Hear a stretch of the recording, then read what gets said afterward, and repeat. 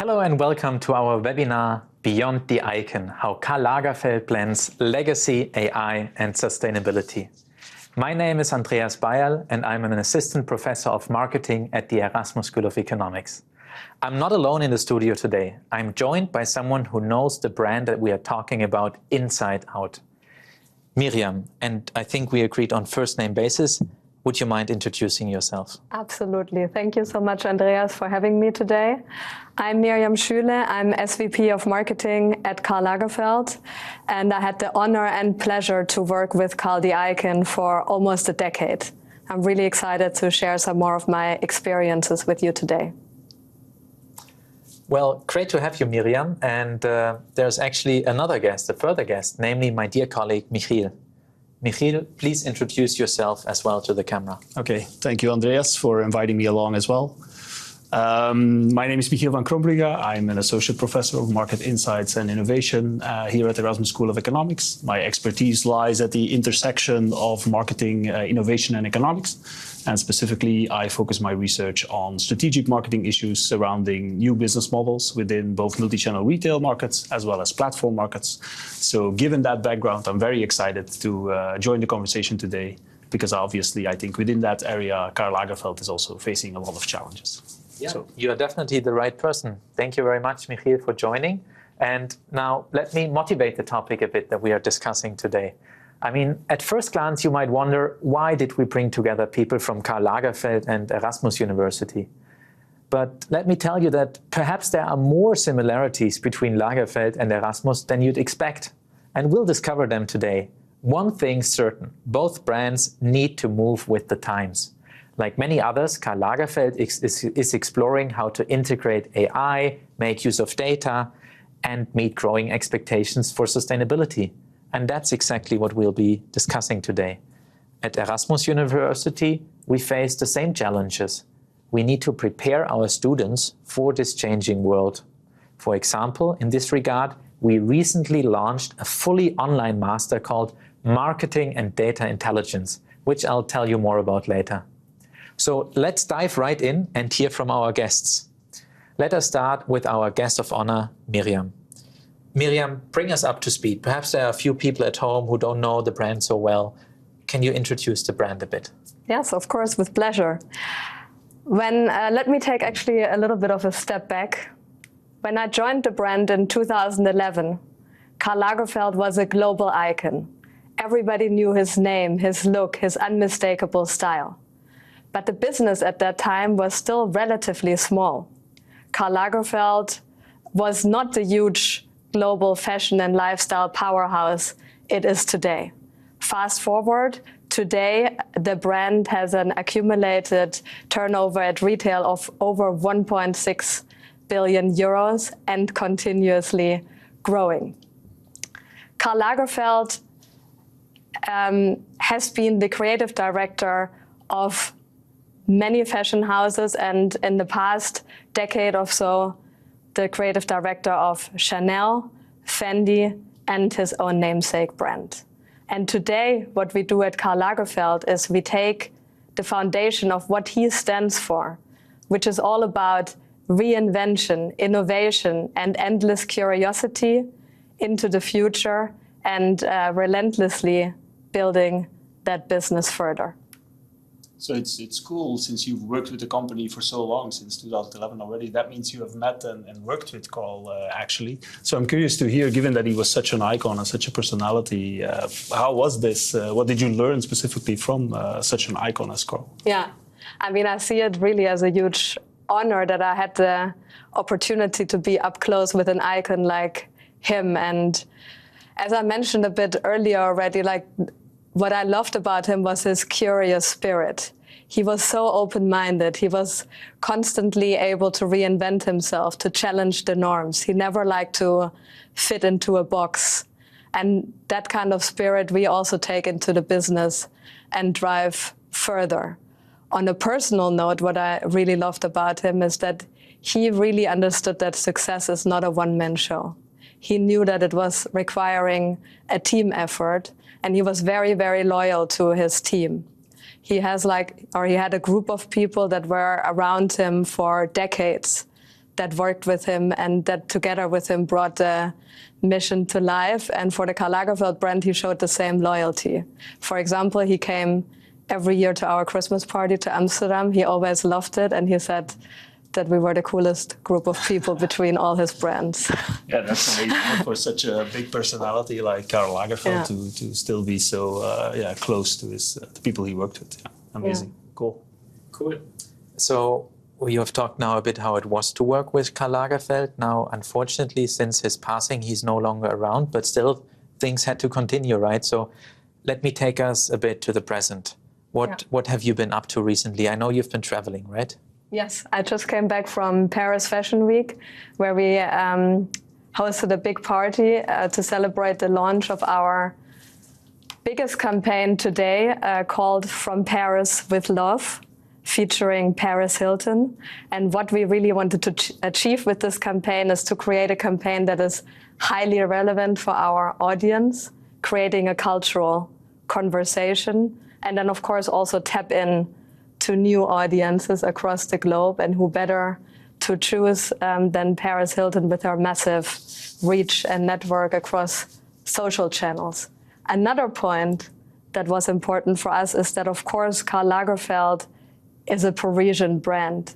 The city of Paris is at the core of our DNA. So that campaign From Paris with Love also nicely plays on that double entree between the city that defines our DNA and the woman that redefined pop culture. All right, thank you. And now we gave you the opportunity to introduce yourself and to introduce the brand that you are representing here. I want to now turn to our other guest, Michiel. You introduced yourself as part of the Marketing and Innovation Group, and you work at ESE. So would you mind introducing these institutions, please? Yes, of course, it would be my pleasure. So at Erasmus School of Economics, and specifically in our Marketing and Innovation Group, we conduct theory-grounded research with a strong quantitative orientation. And within that specific area, we are for sure among the leading marketing groups within Europe. And you see that in the quality of our output. We focus on areas such as innovation, but also consumer decision-making and preference measurement, but also marketing analytics. And within these fields, many of our faculty members are considered thought leaders within the field. And that quality of expertise definitely shines through not only in our work, but also in our education. For instance, in the online master in data and marketing, or marketing and data intelligence that we were talking about earlier. Okay. And Mirjam told us about her recent travels to Paris. Not so long ago, you also traveled. I traveled too, right? Our department organized an amazing conference in the south of the Netherlands. Can you tell us a little bit about this? So I think that comes with the thought leadership that we aim to be in our field. So organizing and bringing together top scientific minds. And that's exactly what we did last year in what we called the Marketing the Future Symposium, where indeed we brought together the leading scholars, really top minds in our field, together to address what are the substantive questions that marketing academics, but also marketing professionals will face in the future. So we talked obviously about the role of AI and technology, but also other topics like what is the role of marketing and innovation in today's society. We even debated capitalism itself, which again is something that you won't necessarily associate with marketing, or perhaps our students not always associate with marketing. But it's exactly the kind of topics that we address in our work and also in our education. So it was a really cool conference. Yeah, indeed. And what we also did at this conference, that we actually interviewed these amazing professors, right, that came over. We had professors from Harvard, MIT, Stanford coming to us, and we interviewed them. So the good thing for you at home is that if you decide to do a master at Erasmus School of Economics, for example, the new program that we have just started, that you get the best from us, but you'll also get a little bit of input from these thought leaders, and of course also from Mirjam, who is also a guest speaker in this program. Now, Michiel mentioned that at this conference that carried the name The Future of Marketing, obviously one of the topics we discussed was AI. But I mean, we are nerdy academics. So I'm curious to hear what Mirjam has to say about AI coming from the industry. How do you personally think about AI? How is KARL LAGERFELD using AI? Yeah, well, AI is actually one of my favorite topics. I would consider myself an AI enthusiast. I see a lot of opportunity with AI for all of us. Of course, we hear a lot in the media about risks and downfalls, but I actually think there are so much more positive sides, and we need to see it in a similar way. How the internet revolutionized the world, AI will do the same, and most of it, if managed well, will be very positive for us. So at KARL Lagerfeld, we are experimenting with AI really across the board in all the different departments, because it's important that we start learning this new technology. What I learned is the biggest risk is not to start learning, and also to believe that AI is a magic fix, because it's not. It's a tool like any other tool that you need to learn and you need to understand how to use.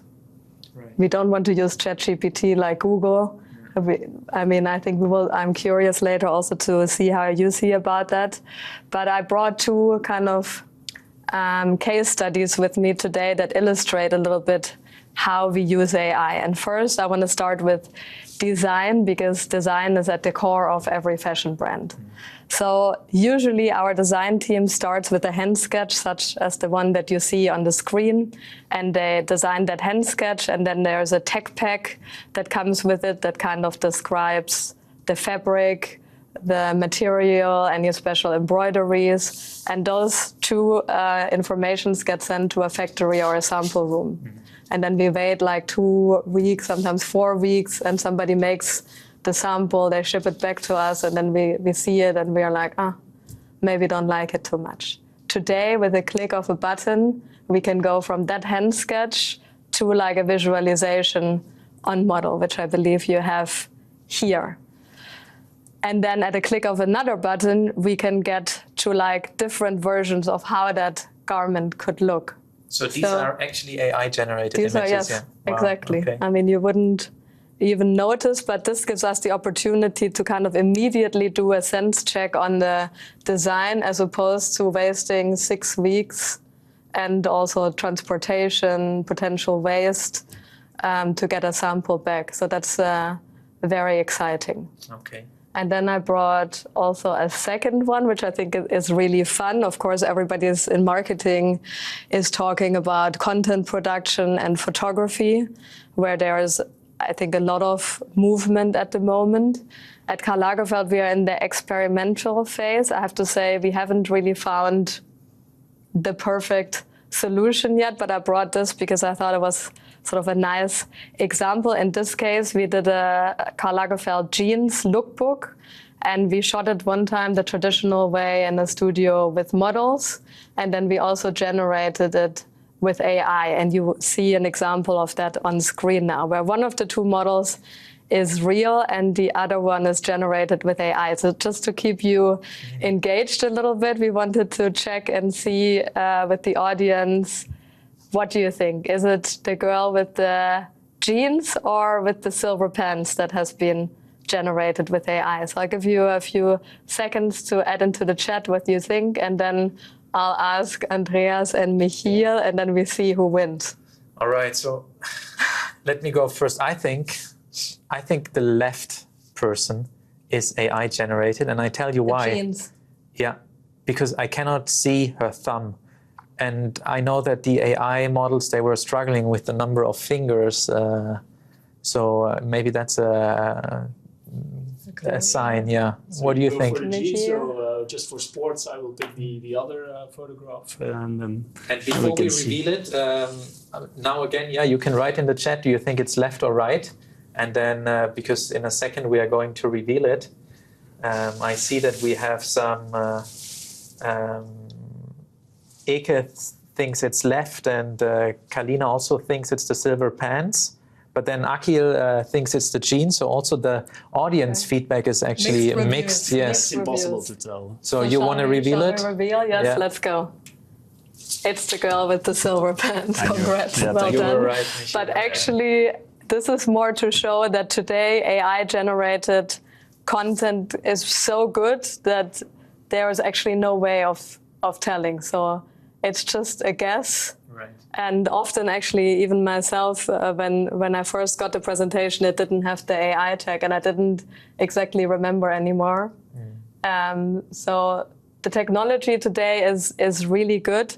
At the same time, the process around it is not perfect yet, which is why for KARL LAGERFELD we're actually currently not integrating AI photography on a day-to-day basis. But I can imagine in the future, if we put also the right ethical rules in place, that this is something that can give us incremental opportunities. It's interesting that you bring that up, because I find that quite interesting, if I may jump in, that you have such a positive outlook. It's quite refreshing to hear that from a creative industry. Because, for instance, in my work on platform markets, I study a lot the economics of video games, which I understand is a completely different industry than fashion, but still it's an industry where always you have to balance the art and the creativity of it with the sales and the business of it all. And I see when I study those industries, there's a lot of pushback from creatives about AI. Now, you and I, and you already explained it, you and I know that AI can indeed enhance productivity by a lot, but it can also enhance competencies, which you can leverage into great art. But how do you make sure that does not compromise the creativity and the art and the authenticity or even the brand integrity in a brand like Lagerfeld, where creativity is so key? Yeah. Do you have an answer? I think it's a great question, and you mentioned it already. Authenticity in marketing, I predict, will play a more and more important role, because now that content creation is kind of at the fingertip and everybody can do it, what will count is if it's authentic, the human values, maybe even the human imperfections behind it. AI in the end is a tool. It's not, as I said, it's not magic. And it's always ever as good as the input that you give it.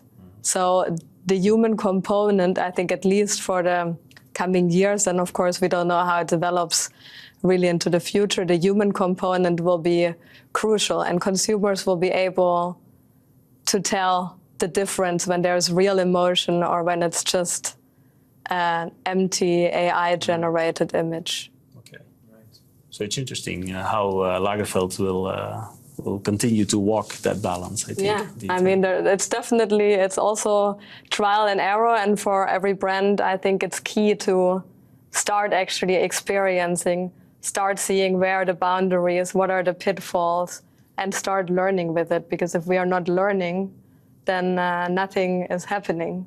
Yeah. And I'm actually very curious to hear, sort of, because you're teaching the next generation, and that generation will work very differently than, I mean, we studied books and they have ChatGPT, so yeah. It's a different world. I'm curious to hear how you are preparing that next generation to actually switch on their brain and not switch it off and just rely on ChatGPT. It's a great question. It's a great question that you bring up. We have thought about this a lot. How should we actually teach AI, and should we ban it from the classroom, or should we actively teach it? And ultimately, we decided that it's important that the students who we prepare for the job market, that they know about AI and that they know some AI tools. And therefore, we have actively integrated AI into our curriculum. For example, this is the curriculum of the new Marketing and Data Intelligence Master. You can see that one of the first classes that we have, it's called Foundations of Marketing, Data and AI. Already a bit chunk directly in the beginning is about AI. Then in the very end of the program, again, we have a class about future visions for marketing. So here again, we'll not just talk about AI, but whatever will be relevant at this point, which maybe now we don't even know yet, right? It might be some, right now, what's a buzzword is digital twins and synthetic respondents. So yeah, we are constantly adapting as well at Erasmus to keep up and to prepare our students to be a useful tool for companies like KARL LAGERFELD and for other companies. When it comes to how we teach, we follow a certain, and how we assess, we follow a two-lane approach, which means that for assessing, we make sure that we have some tasks where we make sure that AI cannot help the students. So, for example, we use some online proctoring, that cameras watch students while they do their tests to ensure that it's really the students. But then we have other tasks where students actually are allowed to and even encouraged to use AI.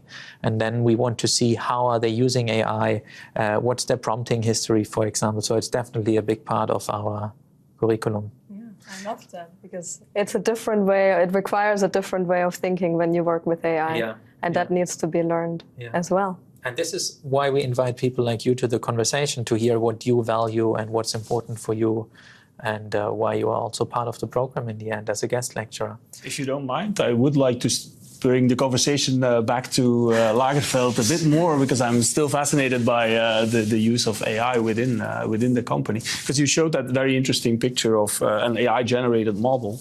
And I recently read a statistic that indeed this market for AI-generated photography is supposedly going to grow 30% yearly going forward, and that even by next year already 40% of all e-commerce visuals within fashion might be fully AI-generated. That seems a lot. I'm not sure what your perspective is. Do you subscribe to that prediction? How do you see this trend evolving? I mean, I definitely see a very strong trend that is going in that direction. Will that number be true for Karl Lagerfeld? No, but then fashion is a broad playing field, and I can imagine that especially on the lower end of the price point and fast fashion, that for sure a lot of the momentum will move to AI-generated photography. We see it already. I think Mango has been adopting AI. H&M is working with digital twins. So there is a lot of movement when it comes to us that we want to deliver a more aspirational experience. I think we will adapt a little bit slower, also still more carefully assessing sort of the best ethical solutions to do it, the most transparent way of doing it. But yeah, it's definitely very much going in this direction. I actually, during last week in Paris, I also had conversations with some top-tier models about it. They all also feel that, especially the lower end of the photography, more the catalog photography, they expect to move heavily into AI, while there will still be a value in like the character, the storytelling, and the human being when it comes more to marketing. Where I don't necessarily see in fashion that AI models would take over that part at all for now. Okay. Interesting, yeah. I think it goes back to what you said earlier about the importance of brand authenticity, and perhaps in fast fashion that is less important than indeed the more luxury brands like yours. Yeah, makes a lot of sense. Cool. For us, storytelling is key, and that's very hard when the person is not real. Yeah, interesting. Last question before we move to the next segment. What do you think would have Karl Lagerfeld said about AI? Quick answer, please. Karl Lagerfeld is the king of nowness, and he always said change is the healthiest thing to survive. And I think he would have definitely embraced and adopted AI. Okay, let me switch to the next part that we want to discuss about, and this is data. It's a big part of our curricula. We teach our students how to use data to make evidence-based decisions. And in this section, I would like to start with you, Michiel. Yeah, sure. So you use data a lot in your research. Correct. Can you tell us a bit about that? Of course. So as I mentioned, we are a quantitatively oriented marketing group, which means that even if we study marketing strategy topics like myself, we do so based on data, so that our insights are grounded and we can provide evidence-based insights. So I'll give an example that is relevant perhaps to the discussion of today from my own work. So I spent a great deal of my research studying the direct-to-consumer model within retailing and among others within fashion. So perhaps Mirjam can attest to that, but many brands also in fashion but also elsewhere are using own retail models to sell directly to the customers, aside from the wholesale model that was traditionally predominant in many industries. Now, if you study a topic like that, you do so based on data. So we collect data from both sides of that industry.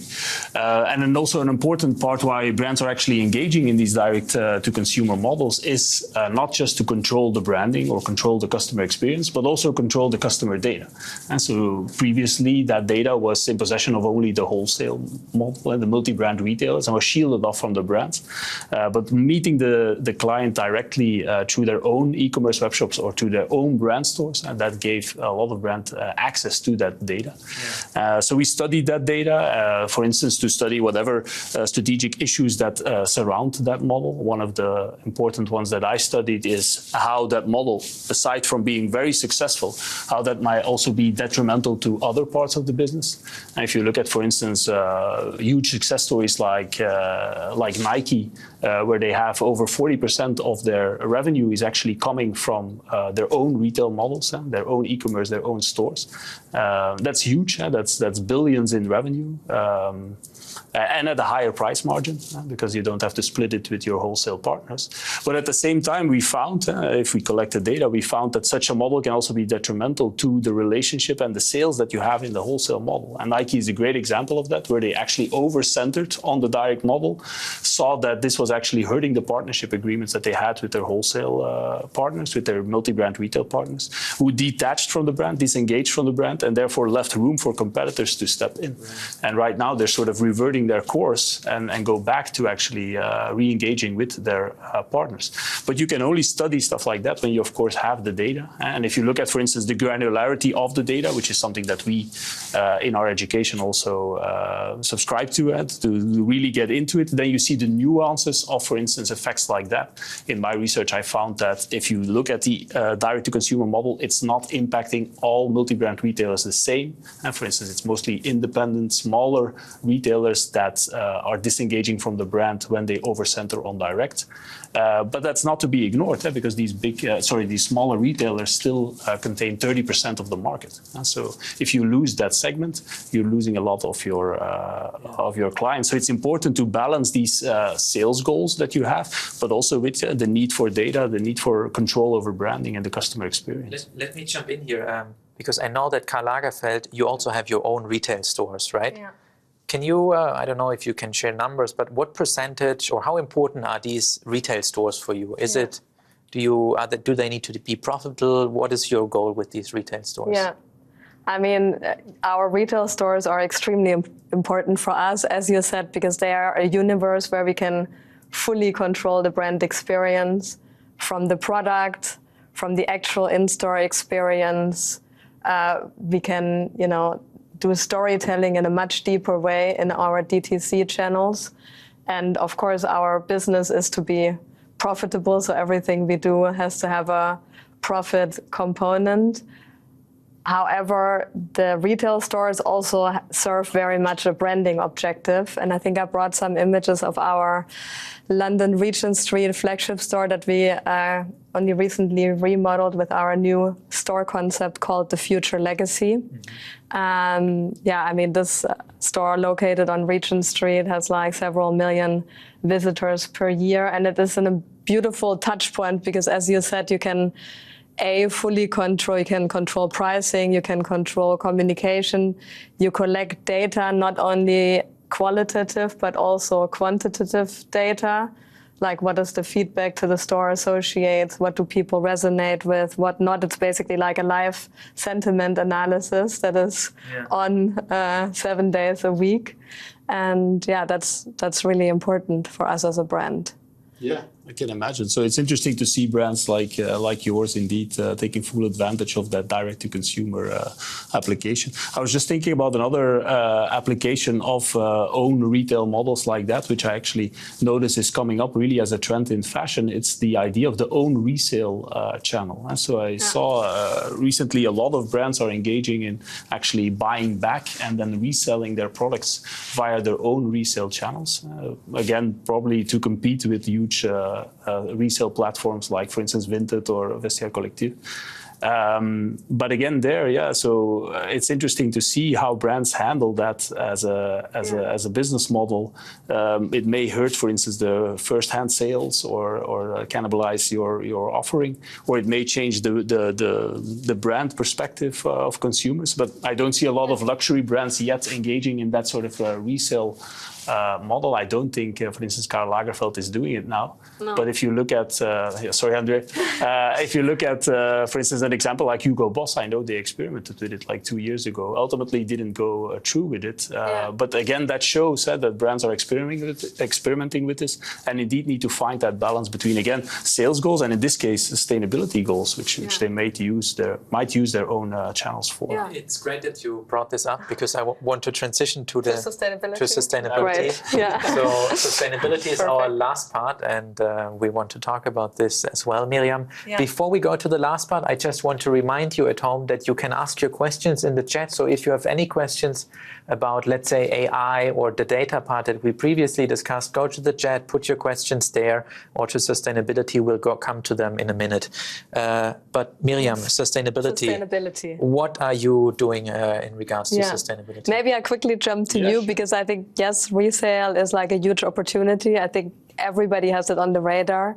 Also for us, it's definitely in the pipeline, and then figuring out what is the best way. But I think it's obvious that platforms like Vinted or Vestiaire Collective making significant turnover, which every brand would like to have some participation of, and there is an opportunity. If I take a step back and look at KARL LAGERFELD sustainability efforts, there is two sides of it. And the first one is really heavily compliance-based. And there is currently a huge influx of regulations coming towards, I think, all different industries, but also fashion, new ESG laws. There's the CSRD reporting that all the brands have to start engaging with. And that honestly takes currently a really big part of the team's sustainability effort, just to make sure we have the right processes in place for different countries, because what is interesting is on European basis, a directive gets set, and then every country is actually implementing it in a different way, which makes it very challenging from operational perspectives. But then the more exciting part is, of course, the part where we really make the impact, the second part. And we see here our sustainability ambassador, model, actress, and environmental activist, Amber Valletta, who also recently got named UN ambassador for the environmental program. Together with her, we are really trying to drive meaningful change in the fashion industry. And maybe one effort that I'm very proud of and can speak a little bit today is about when it comes to transparency, where we have made very big steps. KARL LAGERFELD has one of the first brands that openly published their supplier list on Open Supply Hub, which is a platform that gives more transparency in terms of production. And since April this year, we have launched, together with Fairly Made, a digital product passport where consumers can scan a QR code inside of our in-house made products, and it gives them insights into our value chain and provides more visibility to drive for a better, more responsible industry. That's quite exciting, cool. I think. Yeah, definitely. Great to see that you're working on so many things in this regard. This is basically the end of the parts that we wanted to prepare for you, but I want to now open discussion actually to the audience. So now is the right time. If you have any questions, please put them to the chat. I know that we already have some questions in the chat. If you don't mind, I would address them to you. Let's do it. So the first question here is for Mirjam. So as a fashion brand, which is supposed to shape and influence trends and other brands and society, how do you foresee trends actually? Oh, that's a great question. I think when we speak about trends, it's very much about consumer or cultural conversations. Like, what are the conversations that are currently happening in the world, what is moving consumers, and how as a brand with our DNA can we bring a relevant component to that conversation. So I think here it's really important as brands to stay very true to their DNA. For us at KARL LAGERFELD, it means to execute our vision through the collection, the communication, and the culture, and then to match our DNA in a relevant way with those cultural conversations that are taking place. Right. And here's a question, a follow-up to both of you, because this was about society and brands. Do you think brands influence society, or does society influence what brands do? Yeah. I was actually having the same thought while Mirjam was explaining whether fashion brands need to foresee trends or whether they're actually making the trends. And it's up to us to actually follow what image that you set up. So I'm not sure how you feel about that. Like, are you making the trends or are you following the trends? I think it's always a conversation. And I think just this quote of Karl pops into my mind, and I can't quote it exactly, but it's something like, I don't like to see new things, but I like to see things in a new way. So it's really about that reinvention part. Right. And a lot of times that's like bouncing off each other. Yeah. And I don't think there's like, it's not really a yes or no answer. It's always kind of like an organic effort where there's an input and an output that comes together and forms a trend. Yeah. How very marketing, an input and an output. I was also, when I heard that question, where I'm not sure who it was, but they asked, how do you foresee trends? I was immediately going into an analytical mind, like, can we predict something? So I wanted to add that that's also an area where AI is definitely making a lot of waves, is that customer insights and actually the opportunity that you have with synthetic respondents, where you can generate many, many personas, where you basically replicate your entire fan base, your entire customer base, and engage in so many more conversations that you previously could. So I'm not sure to what extent fashion brands are already engaging in that sort of customer insights area of AI, but we see a lot of that appearing, of course, in research, where we also need to interview and track respondents much easier, of course, if you can generate millions of them through Gen AI. Yeah. I think we are scratching the surface, but there's definitely more that we can do with the synthetic respondents, and I think that's a really interesting point that we can dive into deeper. But then also knowing that AI generates based on what they have learned. So I think in terms of trend, there will be always this kind of you're always unpredictable You're not element. necessarily extrapolating. That's very true. Or like the anti-trend also. Exactly, And when we talk about AI, there's a follow-up question, or a question that fits this discussion quite nicely from Mira. So Mira, thank you for sending in your question. What are some ethical guidelines and rules that you would or will implement for the use of AI? Yeah, great question. I think transparency is really key for consumers. It's important that brands transparently disclose the use of AI. At the moment, that feels still quite uncomfortable. And I find myself in situations where I'm like, do we really want to disclose or not? But it's just because we are now in this in-between transition phase where the consumer has not fully adapted yet. And in the future, it will be totally normal, like nobody will blink an eye anymore. When it comes to ethical discussions about the use of models and likeness, I think there's a lot of heated discussions. There's a lot of requests also for legislation. I think it's important that we as brands, as society, start to step up and actually form those norms, because a lot of rules that we have in society are actually not written in a law book. It says nowhere in the law book that at the bakery you should stand in line and wait for your turn, but still we have kind of accepted that this is the way to do it. And therefore I encourage everybody to start experimenting with AI, because only if we are doing it, we can be part of shaping those norms. If we are just leaning back and are afraid of it, then other people, and maybe not the right people, will shape those norms. And that's a little bit what happened with the internet and with social media, where we maybe missed out on shaping some of those norms around the use of social media for kids or teenagers. With AI, we need to do a better job. And I think that what you said about transparency is indeed going to be a big key part of that. And in that sense, again, I appreciate the openness that you showed today about showing basically what the brand is currently engaging in and what they're thinking about doing in the future. And that transparency, I think, is very important and refreshing, again, especially from a creative brand. Here is another question about AI. If an AI creates a design based on your input, who owns the rights to this design? I'm not sure you can answer that. It's maybe a law question almost. Yeah.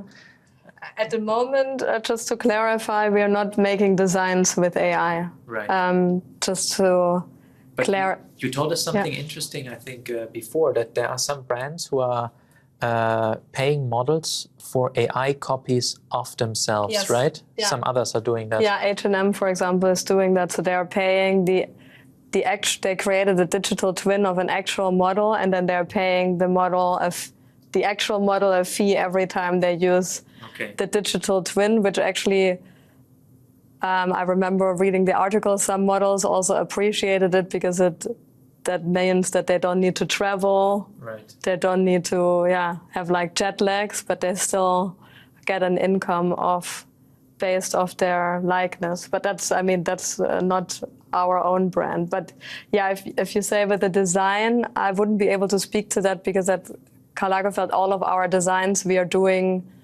completely ourselves. What I was showing earlier was more than how can we bring that to life, right. And maybe do a prediction of how that garment could look like on a body. Now, you started actually to mix two of the topics in your answer. There was AI and sustainability, right? And there's also a question around this that I find really interesting. How do you ensure, it's a question from Paul, thank you for sending it in.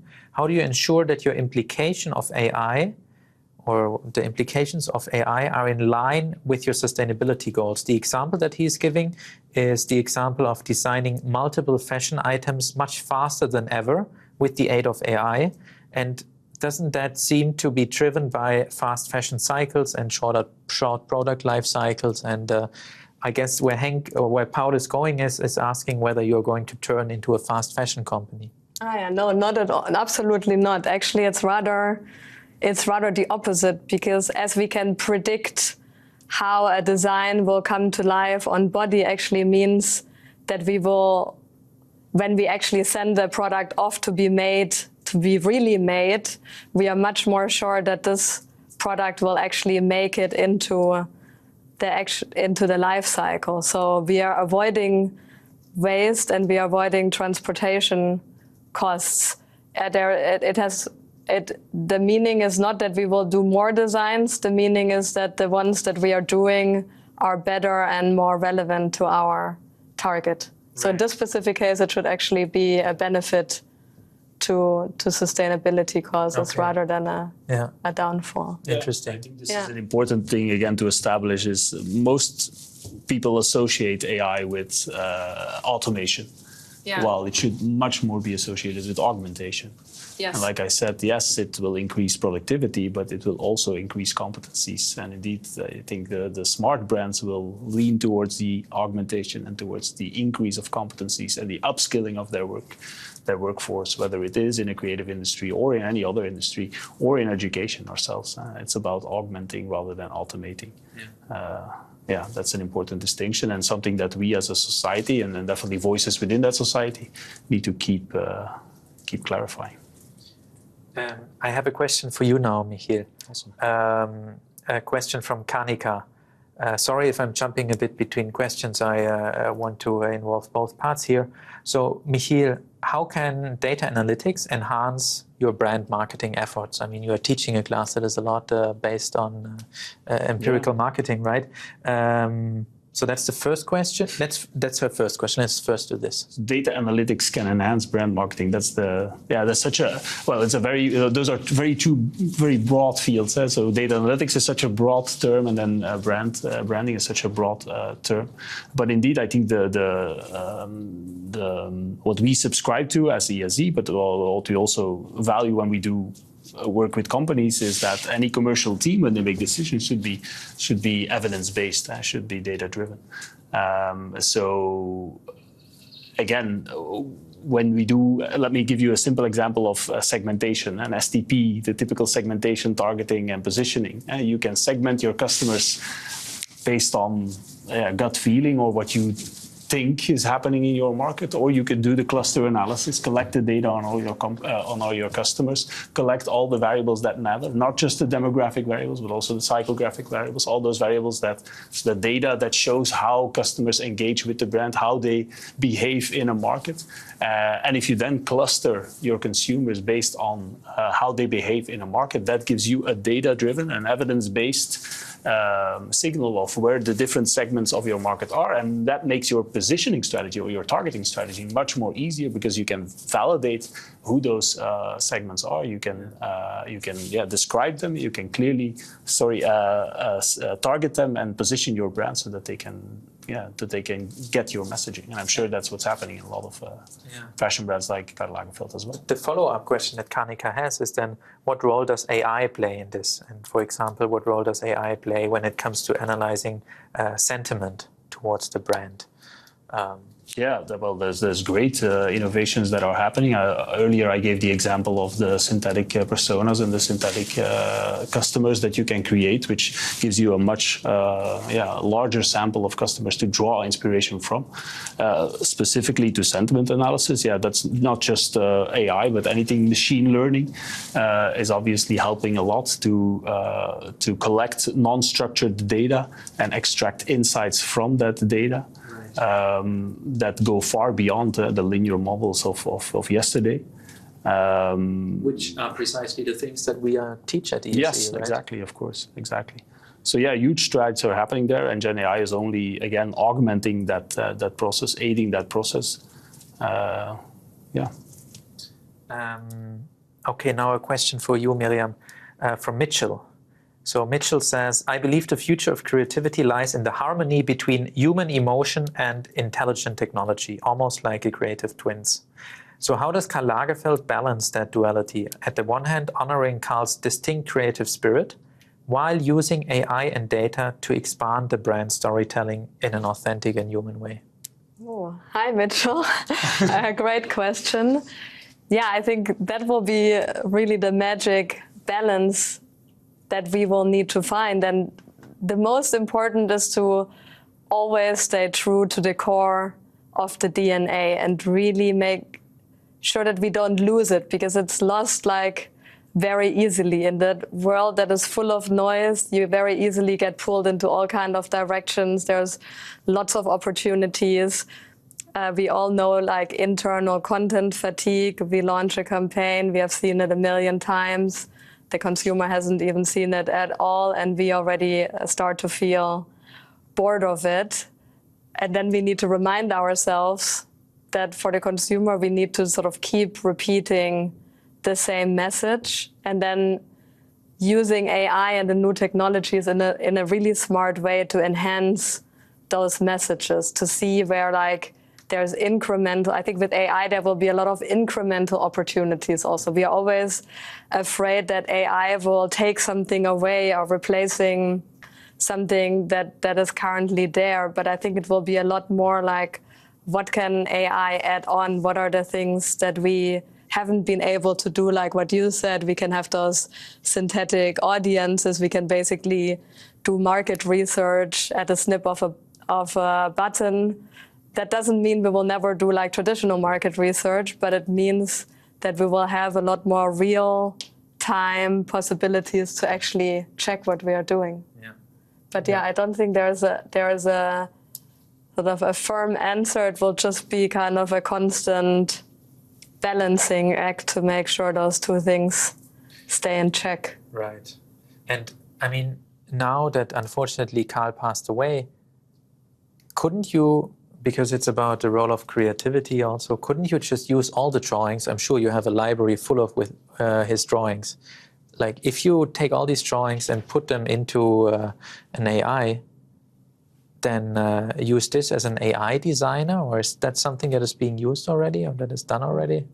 No, I mean, as I said, all of our designs are humanly made, and I don't necessarily see that would change any time. Yes, AI gives us the opportunity to leverage our archive in a way that wouldn't have been possible before, and we have to kind of do an analysis and see what does that mean for us for the future, how are we going to use it, and there will be, again, incremental opportunities that weren't there before, but currently all of our designs are humanly made.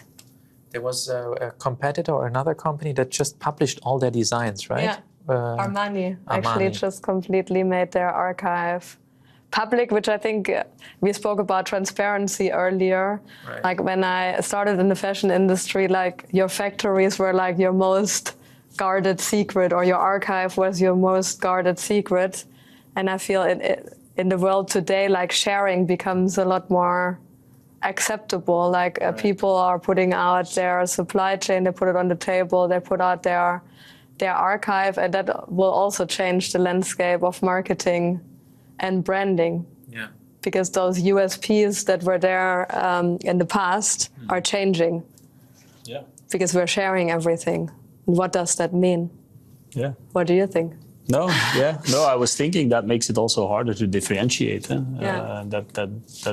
It's going to be a bit of a survival of the fittest kind of thing, because and that's also what we see happening with Gen AI. It's a sort of a great democratizer where everyone sort of has access to amazing tools now, which means, well, great things for everyone, but also a greater pressure to then to be different and to stand out, since all of us now have access to this amazing thing that is shaping all of our lives. Still, at some point, you need to prove your worth, whether that's as a brand, but also as a person or as a consumer even.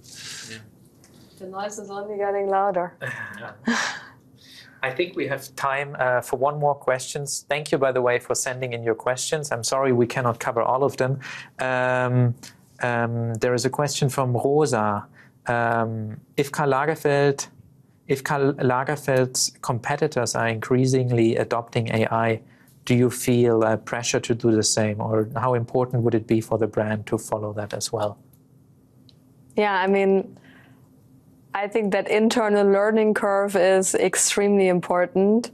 And for sure, there's a bit of a race, because the brands that will find the efficiencies faster will have a certain competitive advantage. So in that sense, it's really important to see where is really the different points within the business where AI can move the needle.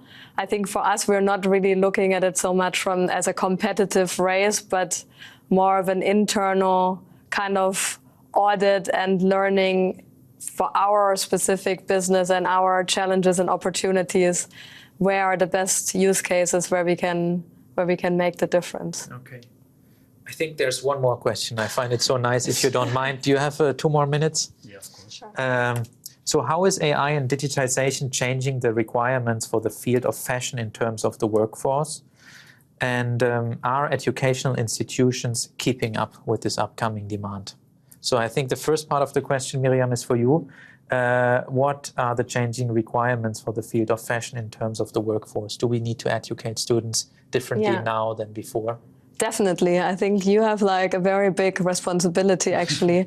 I see now sometimes in even not that much, luckily, but sometimes you get like this AI-generated emails where you see that people need to learn how to use that tool. How do you give input to get the best output? Because at one point, if you just see like on LinkedIn, you also see it, you see like AI-generated posts with AI-generated content, and you see very quickly that it becomes meaningless and that there is no productivity behind it. So how can you level up the students by bringing sort of a cultural level and a level of intellect to be able to utilize AI in the best way. And that will be a big shift in the way knowledge, because knowledge in the end now is meaningless. It's like, how do you manage the knowledge? How do you get the best out of it?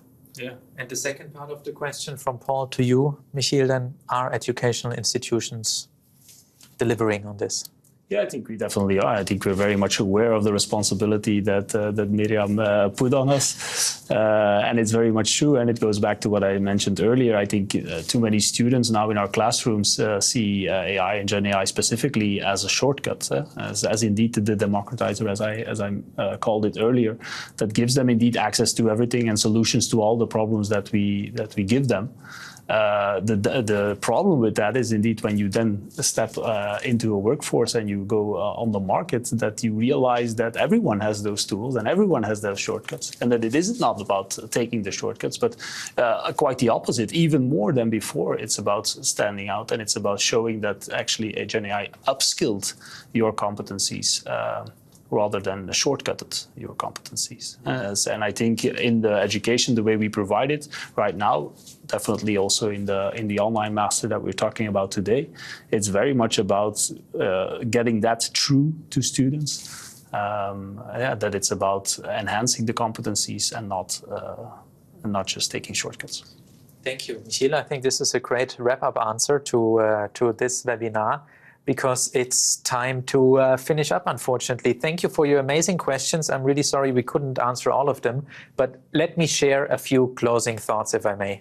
I think we have seen today that, perhaps surprisingly, there are indeed meaningful similarities between Lagerfeld and Erasmus. Both are rooted in legacy, yet they're constantly reinventing themselves to stay relevant in the changing world that we are in. We have also learned that when tradition meets innovation, whether in fashion or in education, exciting opportunities emerge. Again, I'm sorry we couldn't cover all your questions in this webinar, but fortunately, the conversation doesn't end here. I invite you to check our new online master in marketing and data intelligence, which I'm so excited personally to be teaching the module of marketing strategy, and where Mirjam and Michiel, both of them, are contributing with their input on various topics. And they won't be the only ones. Other thought leaders from different industries will also share their expertise and perspectives throughout the program.